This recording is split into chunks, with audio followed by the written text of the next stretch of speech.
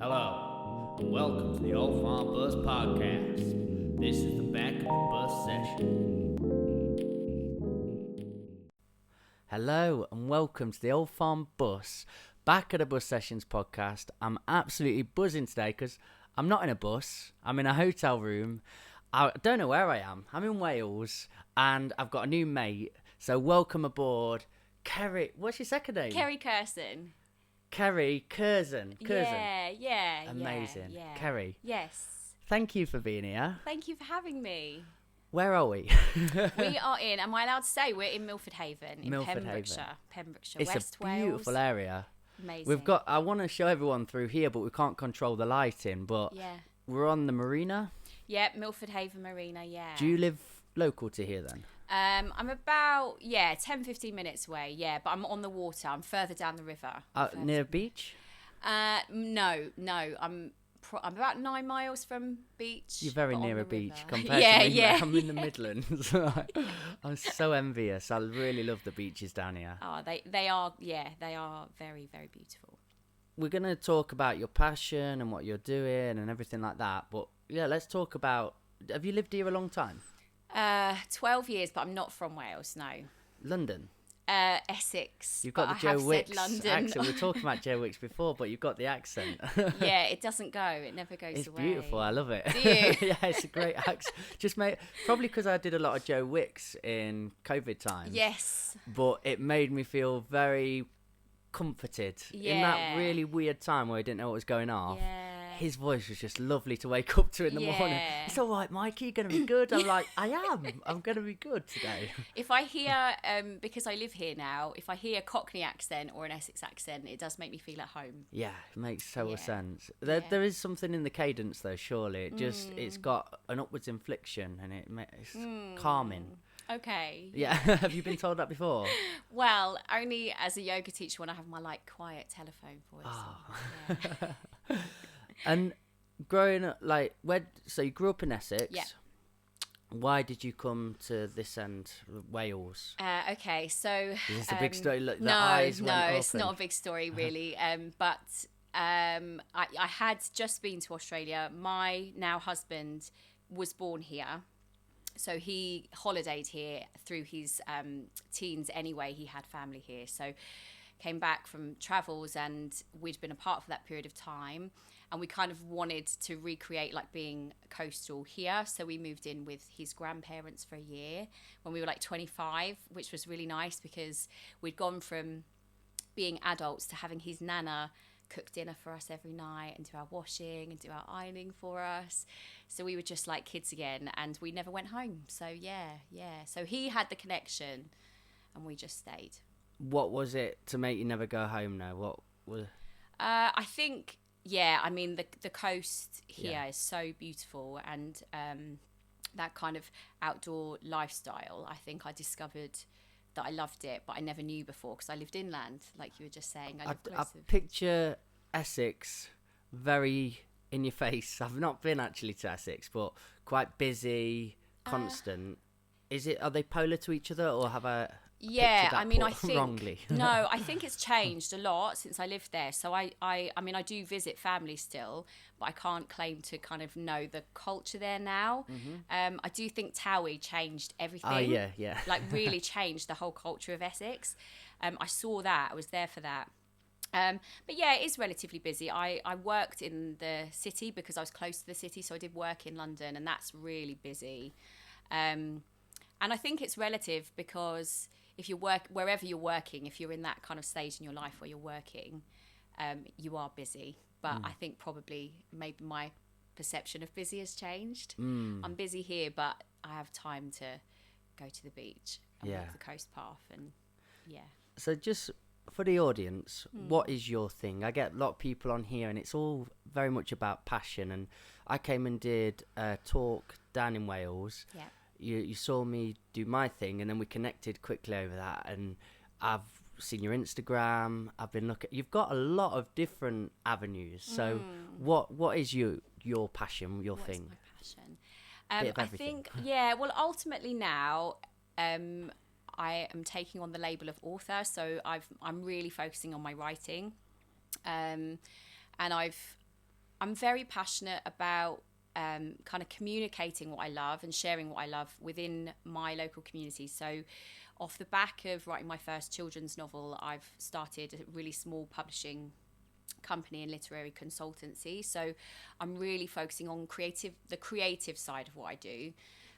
For the last 10 years, I've taught yoga. So that kind of yoga wellness crossover with creativity, I think, is where I'm kind of bridging my work at the moment. So I'm still doing a little bit of yoga teaching, but I'm very much focusing on writing and encouraging that creativity among young people and adults. So all people. Yeah, everyone. Yeah. And I just enjoy sharing that, because we are very rural here. I don't know about where you live, but we're very far away from stuff. So there's not an awful lot. I mean, there's more, it's growing. And I think as young people come through and see the gaps, there's more being created. But, you know, if you wanted to find a creative writing workshop before, you'd have to go Cardiff or Swansea. Whereas now it's more stuff is coming here. Yeah, so it's that's not good. as thought. Yeah, similar areas actually. Yeah. I'm from quite a rural background in Derbyshire, small town. It's quite a deprived area. Yeah. And do you know what? It was a moment in London that I got. I was doing a lot of poetry and performance, and I really did feel I had to go to big cities to do it. And I went to London, and there's a guy called Mr. G, really cool poet, love him. He's been on the podcast a couple of times. And he stopped me in my tracks one day after talking to him. And I was speaking really negatively about my local town and my community, and just saying, it's a shithole there. It's not my place. And he just said, well, wait, whose fault's that? And that, honestly, that moment, I was like, oh yeah, everybody that just talks about it and says it's a shithole. Yeah. It's really it. And he said, if there's not a scene, make a scene. Yeah. And that moment really spun everything for me. I thought, that is so powerful. Why do I keep trying to get away from it all? Yes. And why can't I look at making my community a better space to be and put stuff there for people? So yeah, I attribute a lot of what I've done since then to that conversation I had. Did you have a similar conversation, or has that always been in your ideology to sort of want to make your community a better space? I think it comes maybe with age and courage. You get more courage perhaps as you get older, because I think there's still a lot needed here, but I think young people are probably afraid to lead that. But when I suppose my kind of like that idea of creating a scene or creating something came when I did move here, and I was really searching for hot yoga, and I couldn't find hot yoga, and I kept Googling it, and it just wasn't here. And I'd done my teacher training, so I started hot yoga because I wanted there to be hot yoga here. And that's like a lifetime away now. But yeah, I think, you know, there's a seeking, and for me now, I feel confident enough that I'm like, well, this is my thing, and I think other people will enjoy it, and I think other people need it. Like, I'm really passionate that we are naturally creative. I think that with like life being so busy, especially if you are an adult doing like Monday to Friday 9 to 5 job, it's really hard to find that space for your creativity. So yeah, I feel like as long as I'm confident in what I'm doing, and I feel like I know what I'm talking about, then I'm happy to try and bring it and create space for that thing here. And how are things being received? Because obviously where stuff hasn't happened, it does take a while to get the fire burning. Do you feel the smoke starting to arise? Yeah, definitely. Like I've managed to find people within the industry to kind of chat to and say, hey, this is what I'm doing. Like, I'm trying to start this publishing thing. And my idea behind Little Green Books is that it will be a platform for new writers to find publication for the first time. I think there's a handful of publishing houses, independent publishing houses in Wales, like the whole of Wales, the whole country. There's about 4 or 5. Which is not a lot, probably, in the grand scheme of things, people wanting to write and share their stories. So yeah, I've been well received so far, which is good and positive and really encouraging. So yeah, I'm really excited to work with younger people and try and help them gain courage as well. Let's do it. Why writing for you? What happened? Where did it come from? Was it innate? Have you been shown books from a young age, Matilda style? Had to find it yourself? I think I did find it myself. Yeah, I think it's my only natural talent. Like not, and I've worked on it. It's not. I don't think anyone is naturally an incredible writer. I think it's like anything. You know, you see a master artist or a master painter, and you think, wow, they make that look so easy. But there's a lifetime of work that's gone behind that. So, but I think it's my only natural inkling of something to pursue. I love this conversation now because I've not thought about that before. Yeah, I wasn't good at sport. I mean, I've learned to like new sports, outdoorsy things through living here, but I lost at every race. I was in a swimming gala once. I didn't get in the pool because I puked up from being so nervous. So sport was not my bag. And but I used to write stories that made my mum cry. So I thought if I can make my mum cry, it's a good story. There's some power in this. Yeah.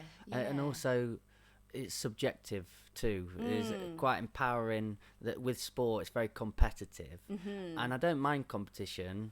I've got a competitive edge and there is a sporty side in me, but going through the system feeling I was dumb and stupid for a long time, reclaiming that and being like, oh no, anyone's got a story, anyone can tell it in their own way. Did you feel a sense of that I could just do myself, I could speak my own truth here? I think as an adult I got that. Okay. I think there was a period, probably like a massive chunk of time, that I probably abandoned creative writing, like story writing, because or for me anyway, I left school and I was trying to be an adult and trying to have a job, and that all kind of takes over. But I've always journaled, so so writing has always been my way to process me and what I'm feeling, or getting feelings out. And I think that's where wellness and writing come in hand together. And we were talking before about like being grammatically correct, and people that are almost like feared out of writing because of not getting it right. And I think that's definitely part of what I try to get rid of in workshops is just get your thoughts on paper. It doesn't matter. No one's going to read it. You don't have to share it. You can burn it after this if you want to. So I think only getting older and sort of doing a lot more reading and learning about other authors' stories and thinking, actually, I can. You have to believe in yourself first. I think it took me a while to sort of think, I can actually do this. I want to get into why you used to make your mum cry. That sounds cool. Okay. But just know what she's like. Is she a sensitive soul? But you said something interesting then about being right when you're writing. Yeah.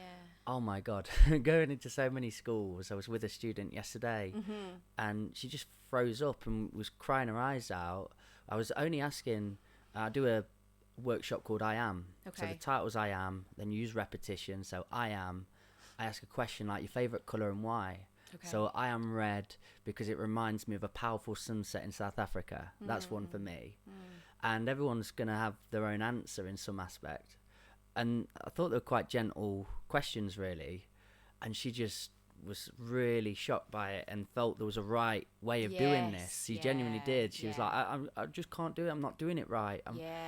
And I try and get them to do free writes. I can't spell. I can't. So it's this, going to do it wrong and I can't. Why? Why are we so fearful? Why don't we want to make mistakes, which is so integral in creativity and life and everything you're doing? What is that encoded in us or given to us? I mean, we talked a little bit about. Oh, you don't have to go. No, it's fine. I do think it stems from education. I do. And I suppose on a assessment. positive, how do we? Because we could talk about the mechanics, which we don't want to get too involved in. But then, how can we get away from that too? I think having permission to just for it not to be right firstly, which sounds like that's what you're trying to do with youngsters. Maybe it is that fear of someone seeing it or having to share it. So that's what I try to remove. I try to remove that fear of you're not going to be called to read this out. What was it called? Cold reading or when I think I have memories of having to read out in front of the class, and I know that it's not everybody's bag, is it? It's just not. So I think just to know that, and that's not enough either. It might take several sessions because you know, if you were working long term with young people, to overcome that fear. But I do think it's ultimately fear of failure or rejection. But the narrative is changing, and I think that young people, if they have that narrative that, you know, actually your mistakes are your strengths, your mistakes are where you're learning about yourself, we can hopefully kind of like loosen up and shake off that scar tissue from rejection and fear of failure and all that kind of stuff that comes. I saw this guy doing a DT workshop. Okay. And do you know how you've got sort of sections of the class? These ones just get it first every time. They get it right. These guys tussle about and don't know what they're doing. And he actually implanted mistakes in the session. Okay. So they didn't have the components they needed. So they all had the frustration in their workshop, so they couldn't do it. And he was just showcasing how good it is for them to have that frustration, because if you've just got this model where these ones are always right and these ones are going to struggle, that divide broadens. But for the ones that always get it right, to go through that frustration, it's actually really good for them. To know that exists, and that's a part of life and important, because it's not a great model that we've designed, is it, to set up some people for life where it's right first time every time. Get into the big bad world, and you have so many setbacks and they're not equipped for it. That's totally true. So it's another end of the spectrum.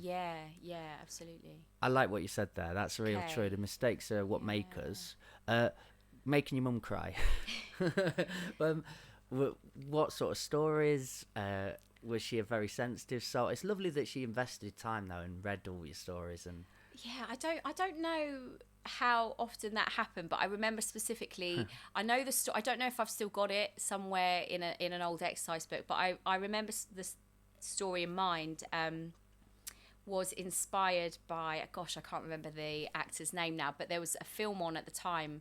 It was a little bit like Gorillas in the Mist. It was a guy who was following gorillas, but he'd accidentally left trails along the way, like his binoculars. So he actually brought humans to the gorillas. I think it might have been Anthony Hopkins, but my story was something along those lines, I think, my little short story, and that's, I can't remember, it must have been a sad ending. But yeah, I remember Mum crying and thinking, oh, I like that. Not in a horrible way, but I liked making her feel Evoke something. Emotion, Wow. Are your stories often philosophical? Do they have quite a lot of depth to them? Are they very introspective and about self?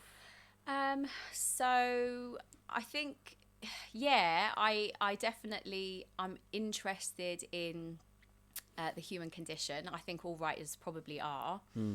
In terms of what I write for children, I feel like I have an affinity with, I don't know, I love working with kids, and I found that writing for kids freed up my imagination completely. So my children's novel, And When in the Island, is fantasy, and there are kind of undertones of, you know, like controlling relationships versus feeling like you're the weaker character, overcoming the monster kind of vibes.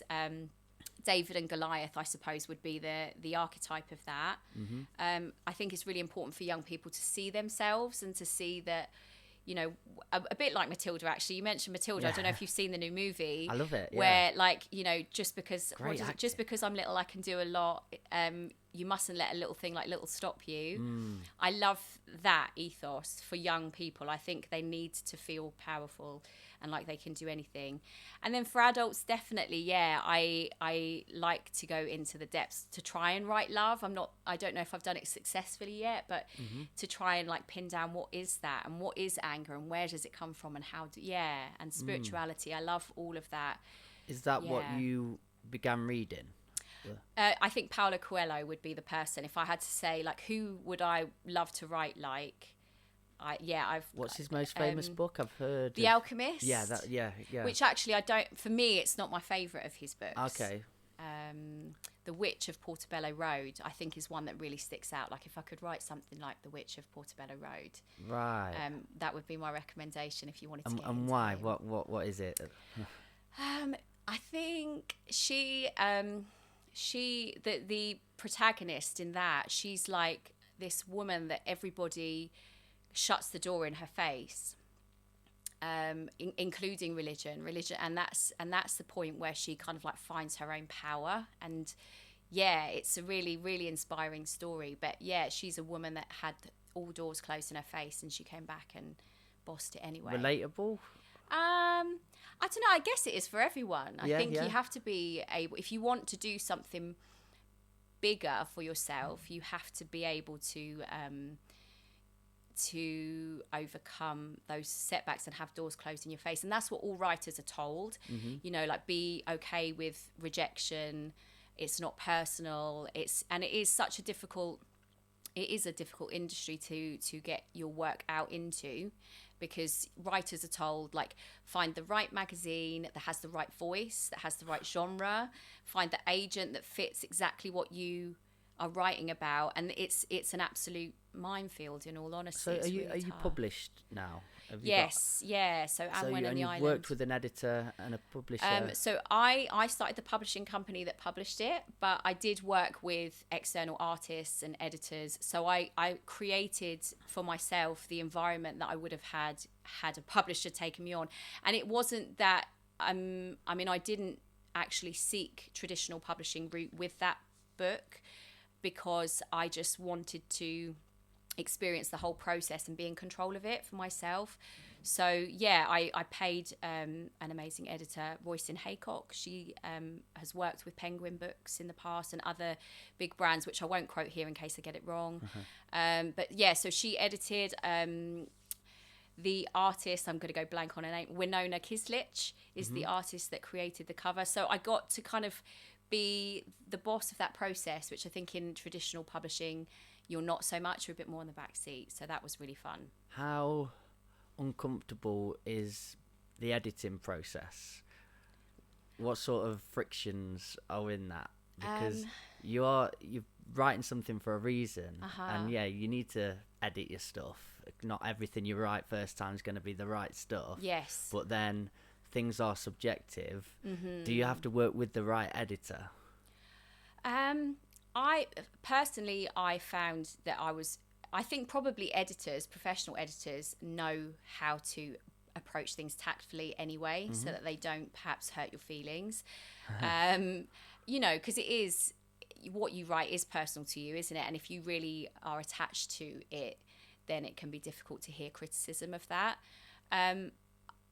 In my heart, in my mind, I've been a writer for a really long time, although my career is just coming through now. So I think I've had a lot of time to, like, mentally process this idea of accepting rejection and always, like, taking on criticism.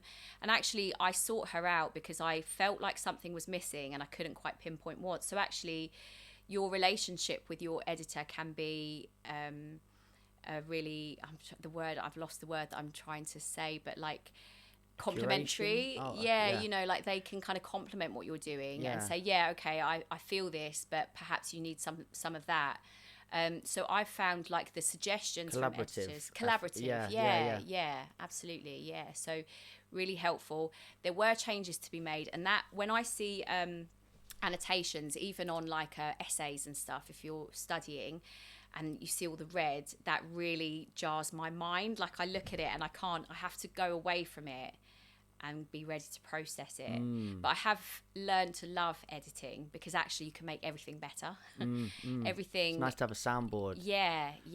I think that was an awakening for me when I was doing a book, and I just took it as offence at first. Yeah. Like, subjective though, this is my work. Yes, but yeah. actually it's like a metaphor. If you've got a radiator on a desert island and it just keeps going out and out and out and out, it's got nothing to bounce back off of, the heat.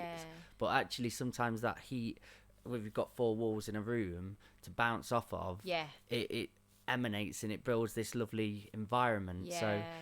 Sometimes I get quite, being self-employed as well, you get lost in your thought process. Absolutely. You get lost. So I'm just putting stuff out and constantly going, I really want that process of bounce back. I want to be able to think about if this is right or not, because even just to strengthen no, this is why I'm doing that. That's a good conversation to have, isn't it? Yeah. What are you trying to achieve? I think you can get lost in that. You know, your brain naturally goes off on tangents, and then you're like, hang on a minute, what was I doing here again? Yeah, just have somebody to reflect upon. Definitely. But Yeah, either you strengthen your, no, this is the path, or, oh yeah, I've not thought of that before. Yes. But it's all stuff to add. Yeah, yeah. And also, I think, like, sometimes when you're writing, you can see the thing that you're, like, describing or talking about. It doesn't always come across in your words. So to have someone say, yeah, I can't quite picture this, then that's only going to make you a better writer, to go, okay, how can I describe it differently, or how can I paint that picture? It's all painting pictures. How often are you in your mind writing for an audience, and how often are you just writing because you need to get something out? Do you still journal? I do still journal. Yeah, I've just restarted journaling, and interestingly, I found a notebook the other day from 2013, and I was just going back through it, and everything I was writing about in there was like, I need to do this to find more time for writing. I need to do that. So I thought, oh my God, I've been doing, like, it's been there. But I think journaling's important. I try not to write. And the general advice, I think, in like, there's this the Artist's Yearbook, I think it's called, and it's a book for writers that's brought out every year, and it's got like tons of information on like agents and magazines and publishers. And I think the general advice is try not to write towards what you think is commercial, because trends change. But I do think it's important to write when you're beginning your writing journey, in terms of fiction now, writing fiction, to know who you're writing for. So whether that's like, I'm writing for middle grade, ages 8 to 12, or I'm writing a young adult piece, because it keeps your narrative focused. If you think that you're writing young adult and there's like, this is probably a really bad example, but you're too explicit, or the voice really kind of wavers, then suddenly at the end you're like, oh, actually it doesn't fit. Unfortunately, the publishing industry, that you need to fit in a box commercially to go where you need to go in the bookshops and stuff like that. So if you find at the end you're like, oh, it's not appropriate for young adults, but it also doesn't fit into that genre, then you've got tons of editing work to go back and do to completely kind of change the voice or change the narrative style. So I do try to know who I'm writing for at the beginning. Put slight restraints or boundaries on your writing process. Yeah, but not too much. Because then I think creativity is stifled. And I think it's really important to actually also just be able to let your imagination run wild. Yeah, otherwise, if you're terrified of making a mistake or not hitting things, then you can have writer's block, and that's no good to anyone either. It comes back to every answer goes to balance, doesn't it? Yeah, it's it so does. True. It's a great conversation to have, though, because I'm trying to reflect on my own experience, but I think at the start there was no boundaries, and that's what threw me into it. Okay. And I felt empowered to go. But then when I was going on stages and getting certain reactions, or stuff wasn't hitting, and then I was considering the audience more. That's where the boundaries came into play. And I was thinking, why was that? What is that? So, and then I enjoyed putting that in my writing process. I was then being a bit more thoughtful about that. And it actually helped the writing a lot more, and it made it even a fun process to do. When I wasn't just no bounds, like going all over the place. It was getting a bit too scattered.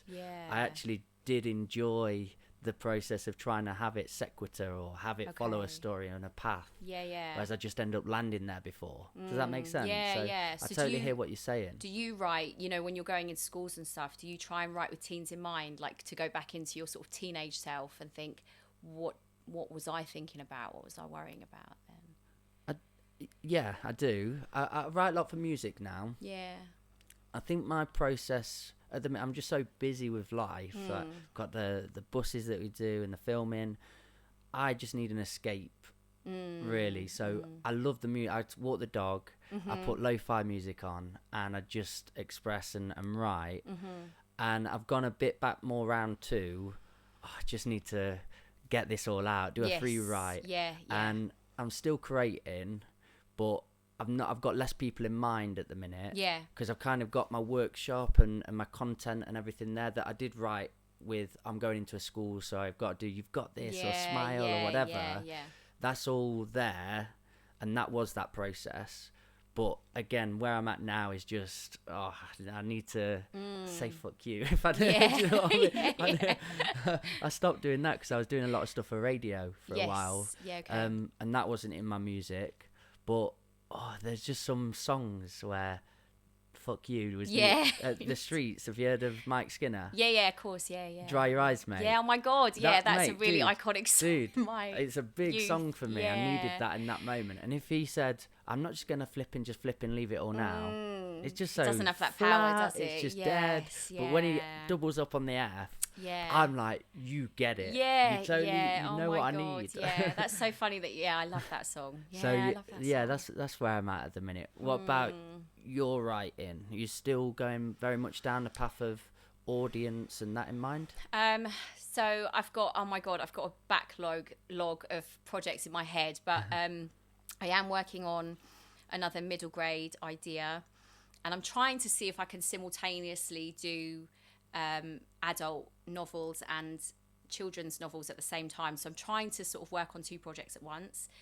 I don't know if that's going to work out yet. I've got writer friends that are like, sometimes it can be a nice break and a nice change creatively. But I do find that once I'm indulged in one idea, I am fully immersed in that. So I'm kind of teetering at the moment. Going on to PhD later in the year. Mate. So I really want to look at the creative process. I wanted to delve into that a bit more. And that's going to be researching like around identity as well. Because there's so much... I don't know, I think as a culture and society at the moment, identity is really important to everybody in their own unique way. But I think I would like to see it connect people more creatively than devise. So that's in a very generic and secretive way what I'm Mate, doing. you're really inspiring. Thank you. Do you ever struggle to stay on path? Because you've got so many avenues you're exploring. Do you find it just all consumes you at some point and go with a bit of burnout, or have you experienced anything like that? Yeah. But you without a drive, I imagine, would be a struggle too. So could you speak introspectively for a bit about how you operate? Yeah, I think everybody burns out. I think you have to burn out at some point, don't you? You have to like crash in order to be halted by life or whatever it is that you're doing, so that you can kind of stop and have a little look at everything that's going on and prioritize what's important and what's not. For me, I do think that my practice of yoga, my experience of teaching yoga, has helped me to understand myself better. And you said about like we're all still kind of overcoming that trauma of COVID, even though we think that 2020 was 4 years ago. But I think that time was a time where, because suddenly I couldn't work like a lot of people, but I also didn't want to do the Zoom thing. I didn't feel comfortable with it. So that was a time where I think I probably had that space to go, okay, this is not working for me. That is. You're right, I do need a project, otherwise I definitely am flitty. So I don't know if you're into star signs and stuff, but I'm Aquarius. So for years I thought I was water sign because the jug of water is the symbol, but actually it's air. And that is me. I'm airy. I'm up in my head unless I ground myself. So creatively, I know myself now. So if I'm overthinking or if I'm misdirected, I try to be compassionate to myself and go, okay, maybe today I just need to do nothing. Because sometimes, you find it yourself. You're so busy trying to do everything that you get nothing done, and then you feel like you're a failure. I've got 2 little kids as well, so like trying to get them dressed and get them to school every day, and then get them home from school and entertain them so they're not arguing, and so it's all that stuff, external stuff. Then there's social media and all those things that you need to keep up with. So I think self-compassion is really important, and like when there's a big thing that you want to achieve, I've learned, especially through having children actually, and understanding that my brain is busy, and sometimes I need to just either accept it or find a focus point to make it quiet. I have accepted, and I do accept, that massive projects are several tiny little actions that will accumulate over time, and and I just have faith in that. Even things that I haven't achieved yet or haven't done yet, I just think just keep chipping away. Like I think about the Sistine Chapel, Michelangelo's painting on the roof.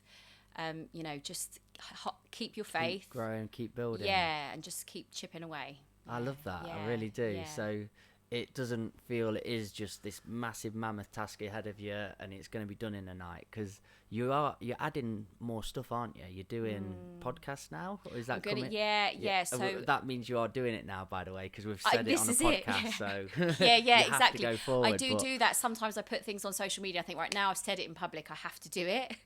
I do that. Yeah, but I'm hoping to launch a podcast with, where creatives can share their process and help other people kind of find their own process and their career path, because it's still a tough gig, I think. It is. It totally. Yeah. I'm just picturing your PhD. I was picturing you writing. You do your yoga. Yeah. Are you doing the Zoom yoga now then, or you've? No. So I'm doing. I have pulled back from teaching yoga. I'm doing a tiny little bit and like irregular workshops. I was leading teacher trainings and like yoga studies, but I have taken a break from that this year. But what I am also learning is to collaborate with more people, because I can't do it on my own. That's cool. So you're finding your tribe. Yeah, trying to find people, and there are lots of younger yoga teachers locally now that are up and coming and really ambitious and really passionate. So if I can work with them and pass knowledge on and work together with them, then that lightens the load as well. Definitely. Yeah. Have you met some really great people now down here then? How are you getting yourself out? Is it social media? Because we're talking quite negative, as it all gets a bad rap, social media, and so it should in some aspects. But has that opened a lot of doors up for you too? I think not necessarily through like followership. I think that there can be too much of a focus on that, but if I find people online, I do, like I did with you, I think just get in touch, and you don't always get a response from people, but I do contact people, and I try to contact, if someone gets in touch with me, I try and do that back, that whole like karma thing, like if I give good out, then hopefully good will come back.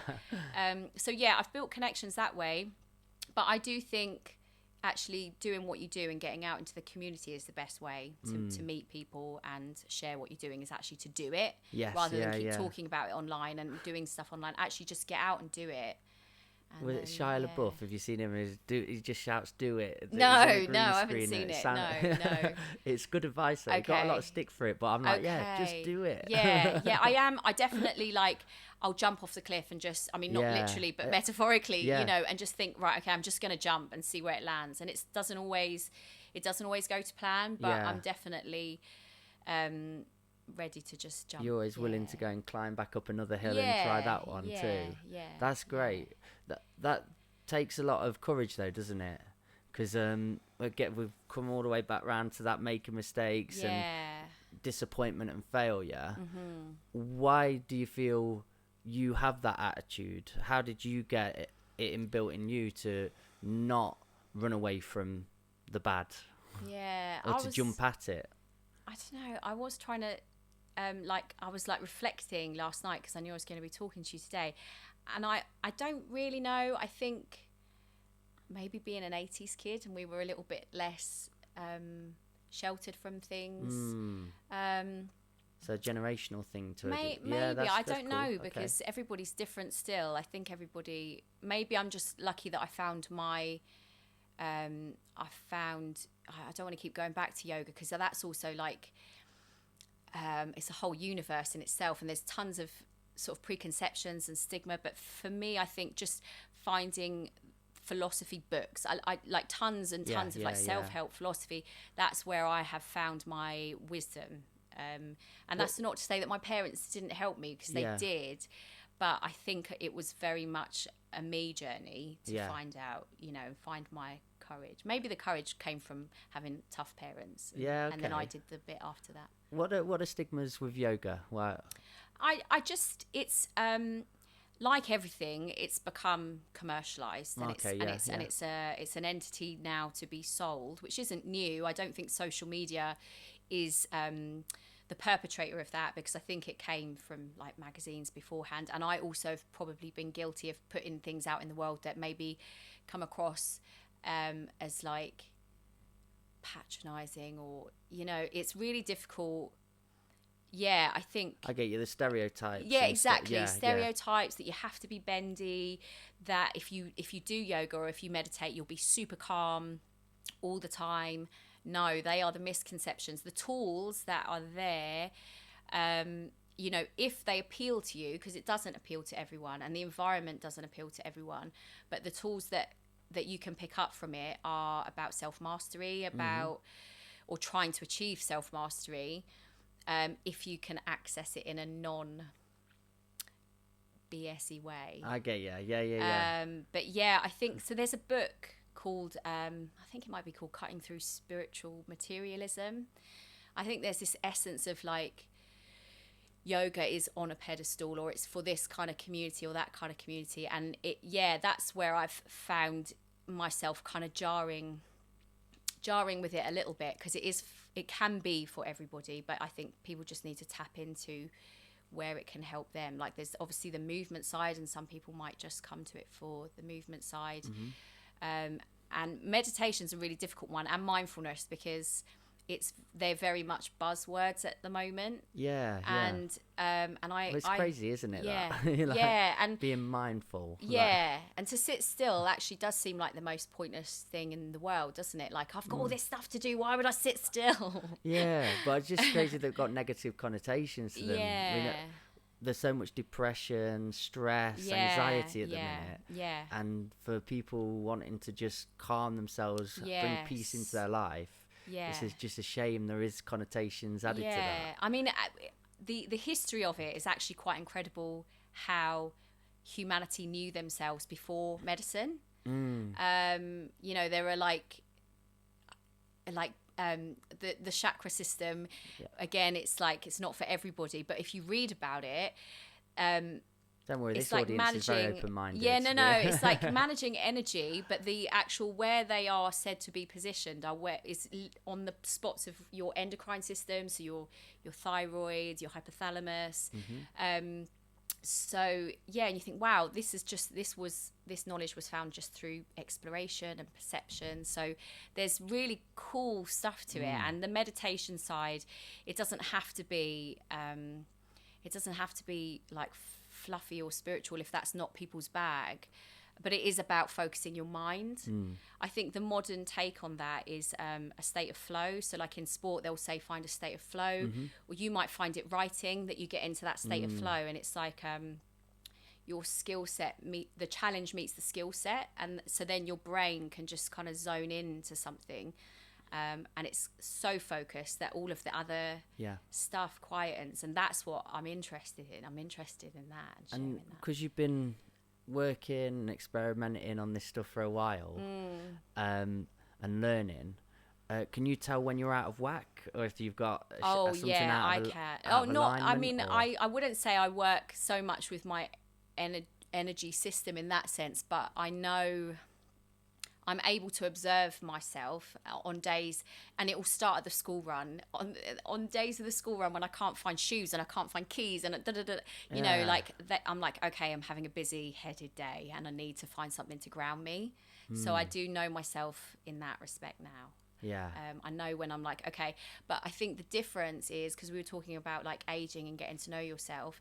In my 20s, I didn't understand the thoughts in my head or what was going on in my mind, so I would believe the situation. So I think life to me in my 20s, like I wasn't enjoying it and I felt really unhappy, but I wasn't able to identify that it was a mental state that I was in. It wasn't the external world necessarily. It was a state that I was in.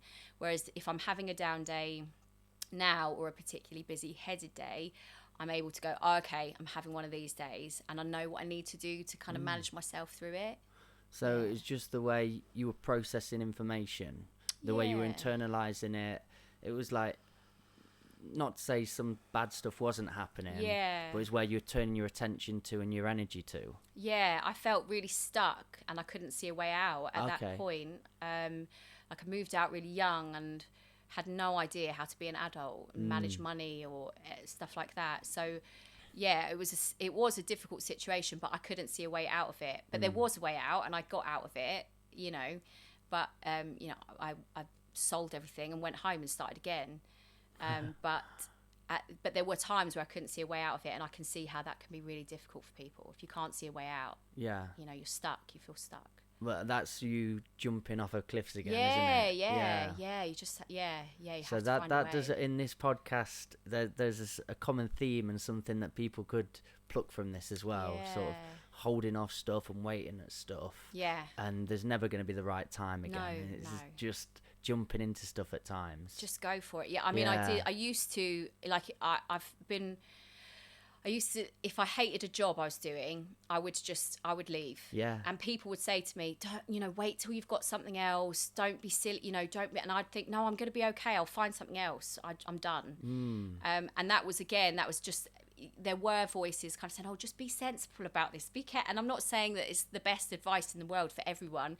But for me, I'm just like, no, I'm done. This is not right for me. And so I have always been able to go, nah, I'm jumping. No, mate. I'm jumping ship. I'm going. Do you know how they always say to people, oh, what would your book be called? What would your memoir? Like, I do that for people as well. I'm like, Okay. your books would be this. But just so I can go, oh, that was a beautiful nugget that I've taken from that. And for me, like, yours is just jump. Yeah. I've wrote your book in my head and I'm Just like, jump. It's Yeah. great advice. And genuinely something I'm even experienced at the minute. So, I'll take that on. All right. Okay, Just good. jump. Just jump. Yeah. Cool. Yeah. Just for that, the podcast as well that you're going to do. Yes. Yeah. Yeah, concept and how you're going to run it. What's it going to be? I know you spoke of it a bit earlier. Yeah. But let's go a bit more into it. All right. So my name for it is Out of Chaos, which is kind of bubbling around all the stuff we've been talking about. And this idea. So I hope to work with other creatives, artists, writers, to get them on in this kind of interview style. And just learn, what's your process? How did you get to where you are now? So that we can all have access to that, like those difficult times. Because we see on social media, we see someone maybe at the state that they've achieved or their state of being now, like who I am now. But how did you get there? I think that's what we're all interested in is, okay, I want to get where you are. How did you get there? But not in a kind of like corporate, hey, come to my website, spend £500 and I'll tell you everything. Because there's something, then there's a barrier between you and I. If you want me to give you £500 for you to tell me your secrets, how about we all just help each other? And not everybody's creative process. Yeah, exactly. Everyone's creative process will be different, but then perhaps through hearing somebody's and you think, oh yeah, actually that would work for me. Then you, like you said with the gent that you spoke to, and he said, well, create it. Yeah, make a scene. Sometimes it only takes hearing that tidbit, and then it sends you on the next kind of like rung of your pathway. That's lovely. So that's what I hope to do, Out of Chaos. And the thought about the title is this idea of when you have an idea creatively, it's like up there and there's loads to do and it's amazing. And then everything has to slot into place and fall, and then it becomes something. So out of chaos comes order, I think is the famous phrase. I've heard that. So, yeah. So just out of chaos. Out of chaos comes order, and it's going to be called Out of Chaos. Out of chaos. The rest. And you've got people lined up, people you've already met. There are people I'd like to. I don't want to name them in case they say no. But there are people, especially like locally to West Wales. I think that will be really helpful for young people where there's not always like an outlet for their art form. Perhaps we have. I'm doing a certificate in education this year. And I didn't know until I started it. There's only 13 colleges in the whole of Wales, which is not, like, if you look at it on the map, it's a huge country. Yeah. There's not that many, and then the courses there will be limited. So I think, for any kind of creative outlets for young people here will be welcome and needed and useful. Yeah. Do you think, will you get young people on the podcast eventually to talk about their experience with writing and their blockage? I guess so. Yeah. Maybe it could be like a two-way thing, like young people coming on with their problems and their questions, and then the next week we have that's a cool idea. Older people coming on with their answers. You're going to be playful with it and just see what develops. Yeah. That is really exciting. Yeah. What's the best thing you've ever written and why? What do you attribute that to? I'd like to think I haven't written the best thing Okay, I'm ever that's gonna a write cool yet. attitude. Yeah, I think. See, I think I have, and that's Do what's probably you? blocking. Yeah. Well, now this is really interesting because two of the like books I would say for any creative, if you're like becoming, which we're all sort of becoming in some way, but if you're starting out, two books I'd recommend are The Artist's Way. I think I might have texted these to you. The Artist's Way and Big Magic. Yeah. Now, Okay. Yeah. have you read Big Magic at all? I haven't. No. Elizabeth Gilbert. She actually talks about that in. So she's the author of Eat, Pray, Love. Right. Which is the kind of book. She was already a journalist, a writer, but that was the book that sent her career skyrocketing. Mm-hmm. And she kind of said, if I allowed that fear of that being the best thing I've ever written to stop me writing, I would never have written again, because I can't compete with that. Yeah. It was an accidental success. And she really kind of hones into that. Like, you know, don't be fearful of what it becomes or what it achieves. Just write it because you love writing, and you have this story that you want to get out. So I'd like to think I haven't written the best thing I'm going to write yet. That's a great attitude, yeah. I have stuff that I love, like I've loved writing, which I'm working on getting a collection of short stories out, and there was one of them is.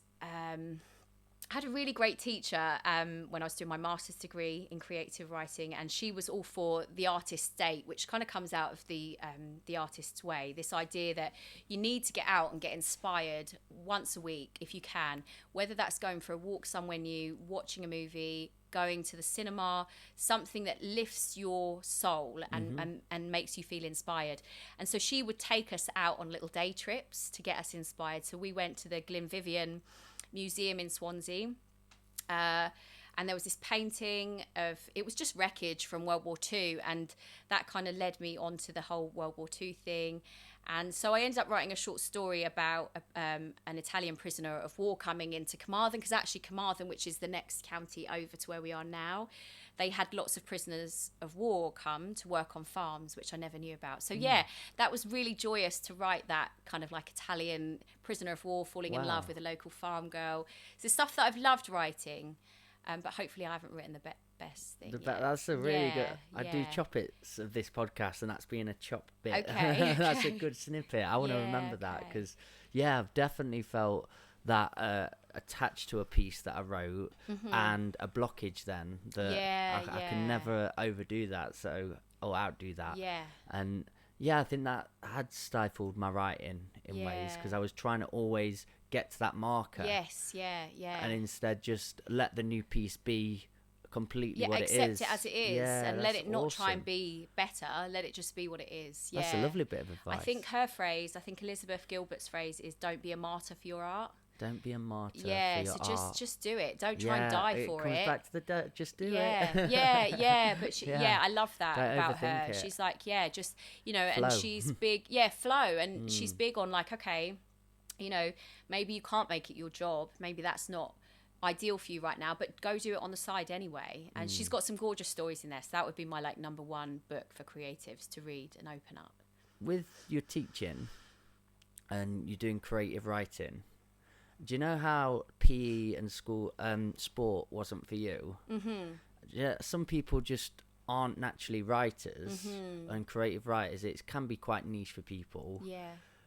Because you love it so much, do you take it to heart when they're not reciprocating it or getting it? What's your feeling? No, I think I understand that, and I get that. So if I'm teaching like a workshop where people have come, then generally they'll come because they're interested. But if I'm in like a school environment where everyone's not interested, I get that.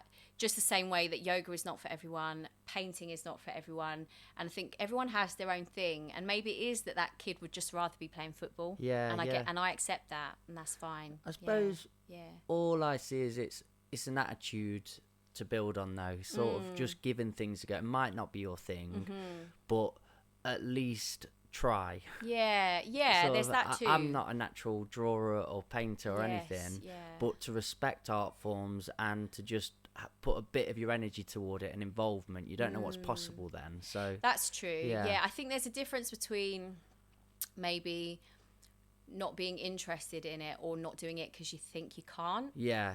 And that's I think true. if you're not doing it because you think you can't, then you should try and overcome that, because that's when, like, even just, I mean, my 7-year-old, she does paint, and I'm like, oh my God, that painting is amazing. But she did it because she wasn't thinking about, you know, what it was going to look like at the end. She's just experimenting with color and shape and line. Yeah. And actually, sometimes that's the beauty, is like the colors that were picked and the shapes that.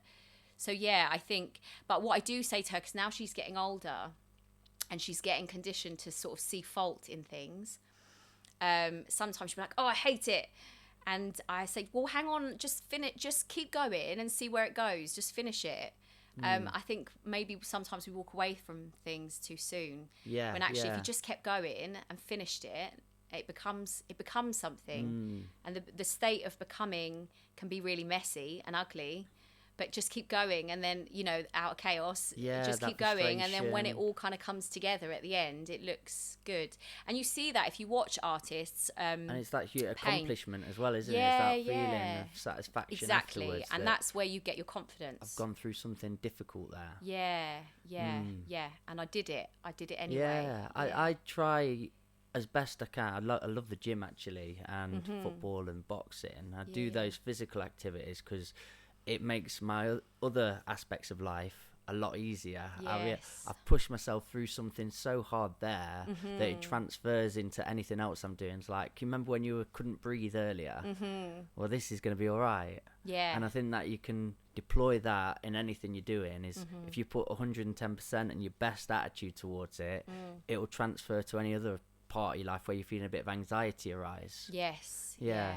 Just pushing yourself. Yeah, definitely. Yeah, it's like so I've said, like, because, you know, yoga can be quite a difficult thing to practice, although some people think, oh, it's just stretching, but oh mate, I've just started a yoga class. Honestly, it's one of the best things I've got into. Yeah, it is really challenging, but, you know, sport can be the same, gym can be the same. It's like it can become a microcosm for those real life situations where you're up against something really hard. Yeah. And then you can remember, oh, well, if I could do that, yeah, definitely. I totally particularly agree. For me with yoga, because I have got the subtlety of like a baby elephant. Okay. Honestly, it's not a pretty sight. But then to know that I put myself in an uncomfortable environment, uncomfortable situation, but I still just did it for me. I enjoyed it for that. Yeah. That transfers too. Definitely. Yeah. It was a bit nerve-wracking to go into it. I think there was like 15 women in there, and I was right in the middle as the only guy, and they were all bending their legs over their heads and stuff, and I was just like, I can't touch my toes. It is a really difficult thing. Like, I even get nervous still going. A lot of my practice over my lifetime has been at home, like on videos and stuff like that, so I still get nervous going into a studio. And they can be, you know, if there's already an existing community, you're on the outside as well when you're new. Luckily this one is very inclusive. Yeah, that's and really good. nice and just fun people. It's great because I went to a gym. I started a new one. Just I like a bit of change and variety, and it's not my kind of bag. It's like the energy. They were probably just there to train, and it's muscle gym. But right through the corner of the room, there's this big dance studio, and like what are them balls called in the middle of a room? Like the disco. They disco had a ball. big disco ball, so lights going off. I just heard noise, and I went and poked my head through. I was like, well, what's this then? Okay. And they do loads of classes called the Energy Cocoon, but I needed that in that moment. It's like the universe. I was sat there on my phone like, nobody's really talking to. I'm not there to have a big chat with people, but just nice energy, a smile or whatever. So you got some like frosty looks even in this gym. Okay. And why are you here? And in that moment, I was just like, not the what's that? And it was incredible. So it's funny if you look out for those signs, they show themselves, don't they? Yeah, that is true. Yeah, that is true. Yeah. Maybe that place doesn't even exist, and it's all all in there. Yeah. I just needed it. I manifested it. Yeah. We've got to probably get out of here with it's 11 o'clock. I've got I wish people could see what we're filming, and it's hilarious. But okay, with everything you're doing now in terms of yoga, writing, PhD, teaching. a young person, because you're quite passionate about your community, listening to this and feeling quite inspired, let's say, or a person listening to this and going, wow, she's just following and pursuing her passions and trying her best to better a community. What would you say to that person that would like to go on that path and would like to start bettering their existence by pursuing their passions and doing things they love and implementing that? I think they say a journey of 1,000 miles starts with one step. I know that's a massive cliche. I like really it, though. is. But I think just take that first step, whether it's like Googling your local, local classes. I mean, for all of the downsides that there can be with social media, there's also tons of information on YouTube. So if you're like wanting to start a story and you don't know where to begin, there are YouTube channels dedicated to helping you develop story, and books as well, if books are your bag. I've got tons of books, and like creative writing books, you probably won't read them cover to cover, or self-help books or business books.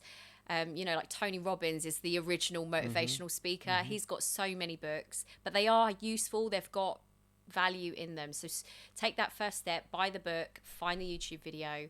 And if it is writing, then just write. And it doesn't, and you mentioned editing.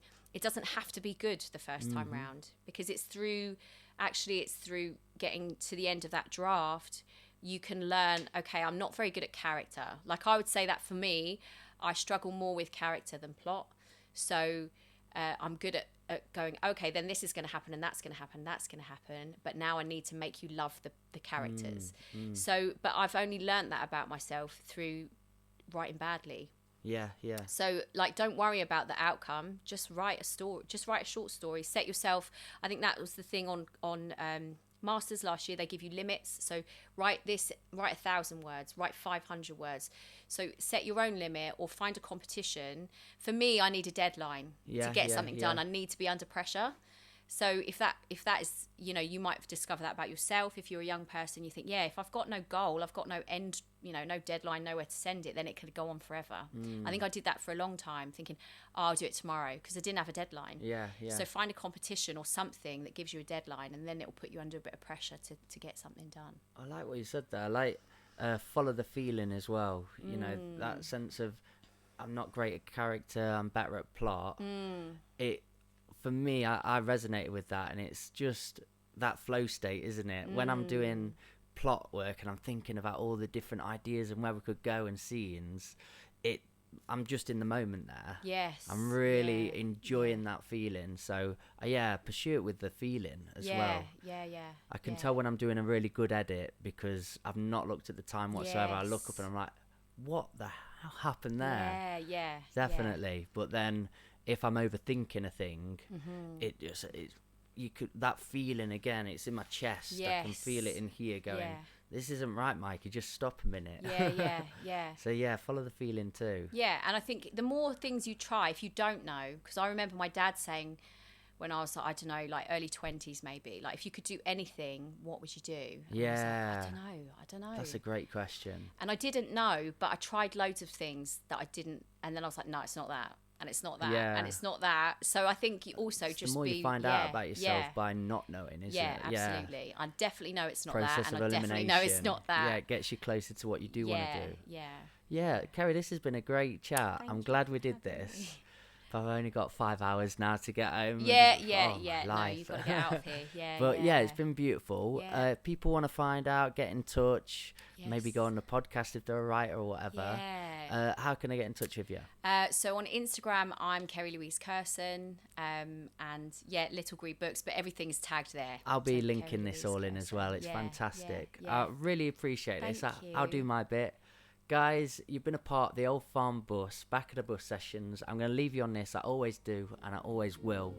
Just be nice to one another. You're a beautiful set of buggers. I'll see you later. Be nice.